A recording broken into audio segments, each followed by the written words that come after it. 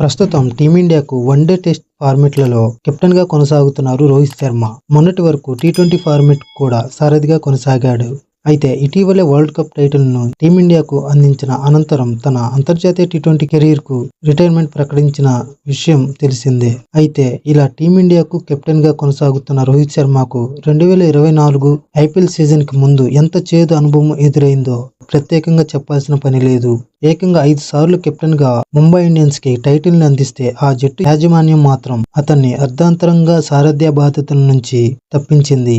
అతన్ని కాదని హార్దిక్ పాండ్యాకు కెప్టెన్సీ అప్పగించింది. దీంతో ఒక సాదాసీదా ఆటగాడిగానే ఈ ఏడాది ఐపీఎల్ సీజన్లో రోహిత్ ఆడాడు. దీంతో రోహిత్ అభిమానులు ఈ విషయాన్ని అసలు జీర్ణించుకోలేకపోయారు. అయితే 2025 ఐపీఎల్లో మెగా వేలం జరగనున్న నేపథ్యంలో రోహిత్ ని మరో జట్టు తీసుకునే అవకాశం ఉందని, ఏకంగా కెప్టెన్సీ కూడా అప్పజెపుతుందని అందరూ బలంగా నమ్ముతున్నారు. ఇలాంటి సమయంలో ఒక జట్టు రోహిత్ కు కెప్టెన్సీ అప్పగించేందుకు నిర్ణయించుకుంది అన్న వార్త సోషల్ మీడియాలో వైరల్ గా మారింది. ఆ టీం ఏదో కాదు, లక్నో సూపర్ జైంట్స్. ప్రస్తుతం లక్నో కెప్టెన్ గా ఉన్న కేఎల్ రాహుల్ ఆ జట్టు నుంచి బయటకు రావాలని అనుకుంటున్నాడట. మెగా వేలంలో పాల్గొని ఏకంగా ఆర్సీబీ టీంలోకి వెళ్లాలని ఇప్పటికే చర్చలు కూడా పూర్తి చేసుకున్నారట. ఆ జట్టుకి వెళ్తే ఆర్సీబీ కెప్టెన్ గా ఛాన్స్ కూడా దక్కించుకోబోతున్నాడట.